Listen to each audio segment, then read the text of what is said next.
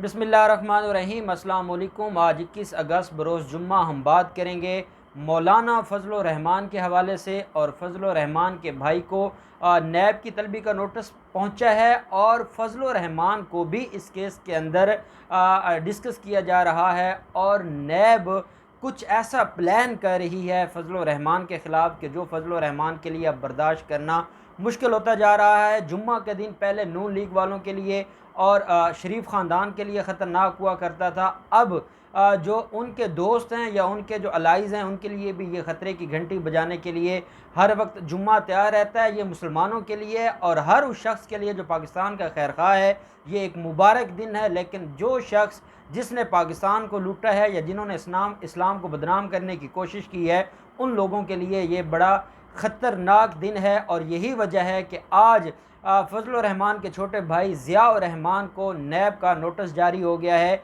ये नोटिस क्या है, इसमें एलिगेशन क्या है और क्यों बुलाया गया है, और इसके अंदर जो अहम बात है वो ये है कि फ़ज़ल रहमान का क्या किरदार है और फ़ज़ल रहमान कैसे ख़तरे में आ गए हैं। ये सारी चीज़ें मैं आपके साथ शेयर करूँगा। और आखिर पर हम नवाज़ शरीफ और मीर शकील रहमान के ख़िलाफ़ जो केस है, जो गैर कानूनी अलाटमेंट का केस है, वो उसकी समाअत थी, उसमें जो डेवलपमेंट हुई है, नवाज़ शरीफ के ख़िलाफ़ भी बड़ी अहम कार्रवाई हुई है और मीर शकील रहमान के ख़िलाफ़ भी, वो भी मैं आपके साथ शेयर करूँगा। पहले हिस्से में हम बात कर लेते हैं फ़ज़ल रहमान के हवाले से। मैंने आपको कुछ अर्सा पहले बताया था कि फ़ज़ल रहमान के ख़िलाफ़ नैब ने कार्रवाई का फ़ैसला कर लिया है और ये फ़ज़ल रहमान की पूरी फैमिली के ख़िलाफ़ कार्रवाई होने जा रही थी।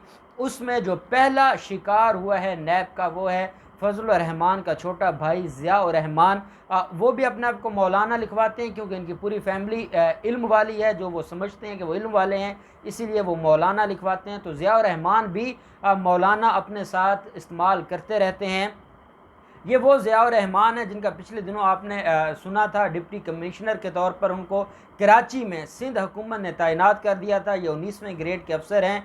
और ये जो अब नैब ने उनके खिलाफ एलिगेशंस लगाए हैं या जो उनके कारनामे हैं, वो सुनने के बाद आपको इस बात का अंदाज़ा हो जाएगा कि उनको कराची से हटाना कितना ज़रूरी था और वो कराची के लिए कितने ख़तरनाक थे। ये सारी की सारी चीज़ें ज़रूरी थी। और अगस्त के शुरू में वफाक ने उनकी जो सर्विसेज हैं दोबारा KP के गवर्नमेंट को दे दी और फिर वो दोबारा खैबर पख्तूनख्वा में आ गए। एक बात आप याद रखें कि फ़ज़ल रहमान ही अपने भाई को गैर कानूनी तौर पर अपॉइंट करवाने वाला है। इसके ऊपर हमने पहले डिटेल बात की थी कि कैसे ज़िया रहमान जो मेरिट पर पूरा नहीं उतरते थे, उनको कैसे इतने बड़े ओहदों पर लगाया गया और उनको इतने ऐसे नवाजा गया कि कभी उनको पंजाब में लगा दिया जाता था, कभी खैबर पख्तूनख्वा में और कभी बलूचिस्तान और सिंध में उनको लगा दिया जाता था। वो कितने ताकतवर थे, उनके पीछे फ़ज़ल रहमान था। वो जो करते थे, ज़िया रहमान खुद कुछ नहीं करते थे, जो करवाया जाता था वो फ़ज़ल रहमान की तरफ से करवाया जाता था। अफ़गान ट्रांजैक्शन के जो मुख्तलिफ़ मामलात थे, ये उसमें भी हेड रहे हैं। और वहाँ पर वो जो मामलात थे अफ़गानियों के और पाकिस्तान का जो बॉर्डर के मामलात थे, और वहाँ से जो ये स्मगलिंग होती थी, मुख्तलिफ़ जो गिरोह हैं या मुख्तलिफ़ क्रिमिनल्स हैं वो स्मगलिंग करते थे, किस तरह से ये उन सारी चीज़ों में इन्वॉल्व थे, वो भी सारी की सारी अब सामने आ गई हैं। तो अब आपने एक बात माइंड में रखनी है कि इनके ख़िलाफ़ जो एलिगेशन है ज़िया रहमान के ख़िलाफ़ कि वो आमदन से ज़्यादा असासाजात केस थे, अब ज़िया रहमान के अगर असासे बड़े हैं तो आप समझ सकते हैं कि फ़ज़ल रहमान के इसके पीछे क्या हाथ है। ज़िया रहमान ने अगर गैर कानूनी भर्तियाँ की हैं तो गैर कानूनी भर्तियाँ करवाने वाला कौन था?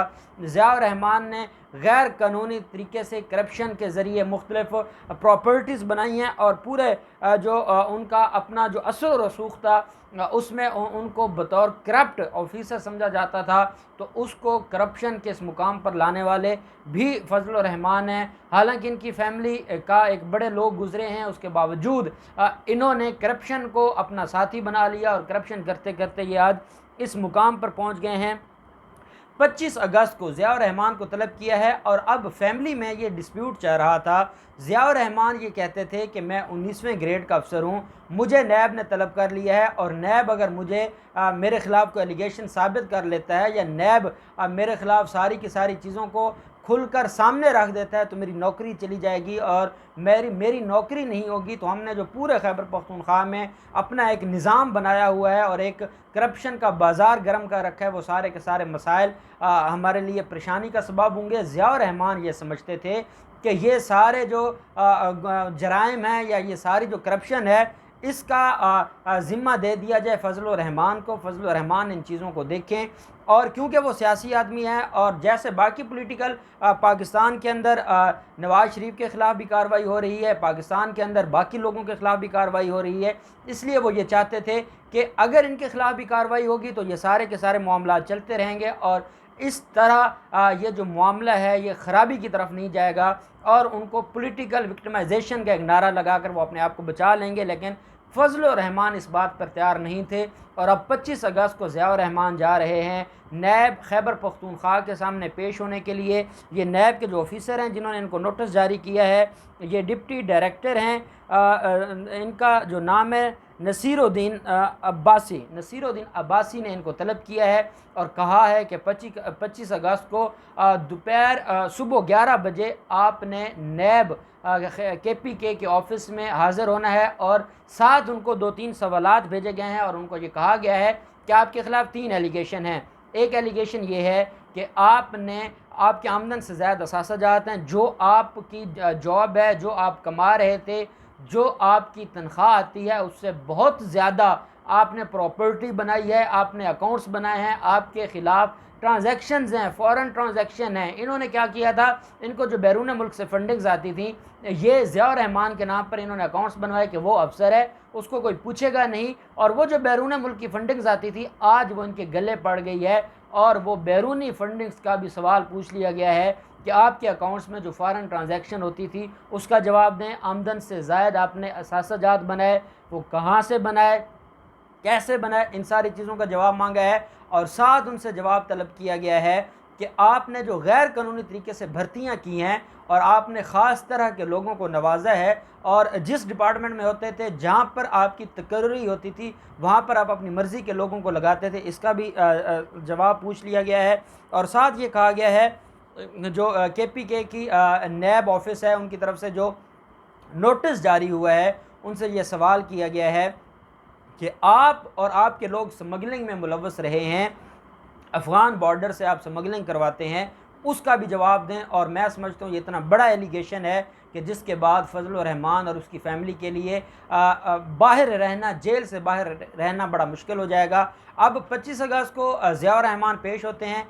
क्या ज़ियाउर रहमान जाकर वहाँ पर फ़ज़ल-उर रहमान का नाम करते हैं? क्या वो ये बताते हैं कि ये जो कुछ किया है उन्होंने फ़ज़ल-उर रहमान के कहने पर किया है?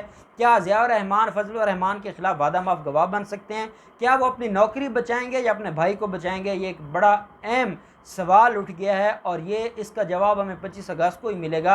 लेकिन अगर ज़ियाउर रहमान अपनी नौकरी कुर्बान करके भाई को बचा भी लें, उसके बावजूद नैब के पास इतने सबूत मौजूद हैं और नैब ने एक वक्त था कि फ़ज़ल-उर रहमान को कोई हाथ नहीं डालता था या उसकी तरफ कोई जाता नहीं था। अब नैब की हवाओं का रुख फ़ज़ल-उर रहमान की तरफ हो गया है और उनके भाई को बुला लिया है, तो अगली बारी फ़ज़ल-उर रहमान की है और फ़ज़ल-उर रहमान ने भी इन केसेस में बड़े लंबे अरसे के लिए जेल में जाना है। और वो जो उनके ख़िलाफ़ एलिगेशंस हैं, जो उन्होंने पाकिस्तान के साथ गद्दारी की है, जो मोदी को खुश करने के लिए उन्होंने कश्मीर इशू को तबाह करने की कोशिश की है, इमरान खान ने जो पूरी दुनिया में कश्मीर इशू को उठाया था, इन्होंने एक नाम नहाद धरना करके, एक एंटी पाकिस्तान धरना करके, जिस तरह उस पाकिस्तान के जो ख़ास एक फ़ॉरेन हमारी एक पॉलिसी की बहुत बड़ी फतह थी उसको नाकाम करने की कोशिश की है, वो आज भी कौम नहीं भूली।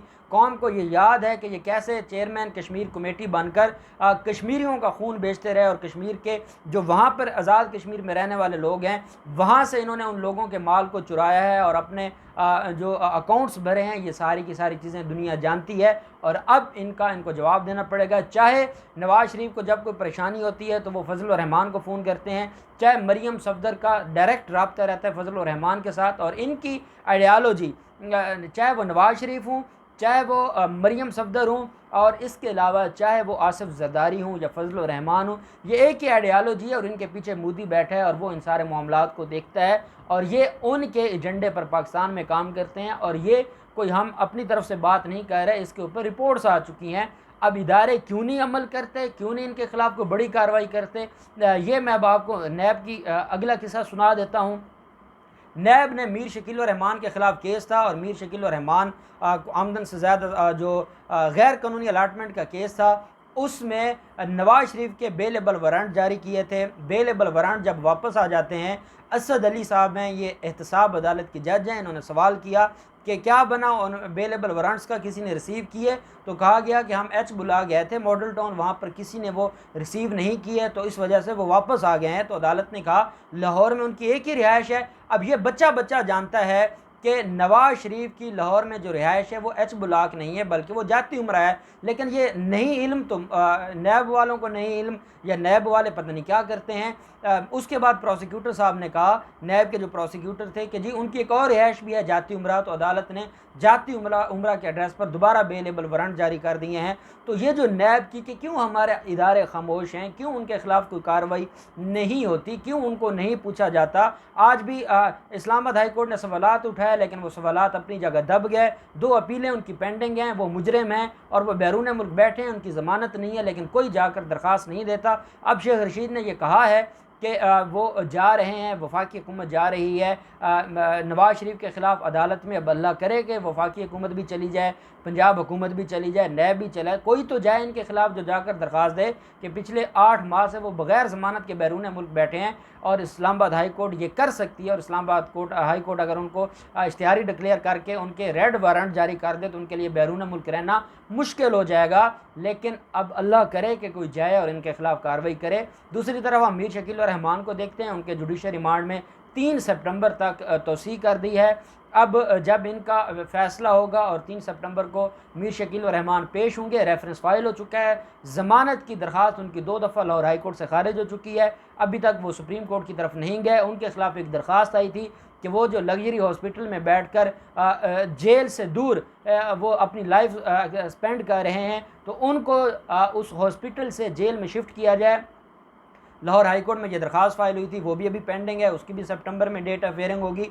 तो अब 3 सितंबर के लिए जुडिशल रिमांड में तोसी की गई है और नवाज शरीफ के बेलेबल वारंट जारी किए गए हैं। अब देखते हैं कि 3 सितंबर को क्या कार्रवाई होती है, 25 अगस्त को मौलाना फजल रहमान के भाई के ख़िलाफ़ क्या कार्रवाई होती है। जो भी डेवलपमेंट होगी हम आपके साथ शेयर करते रहेंगे। अल्लाह पाक पाकिस्तान का हामी नासिर हो। बहुत शुक्रिया। अल्लाह हाफ़िज़। पाकिस्तान जिंदाबाद।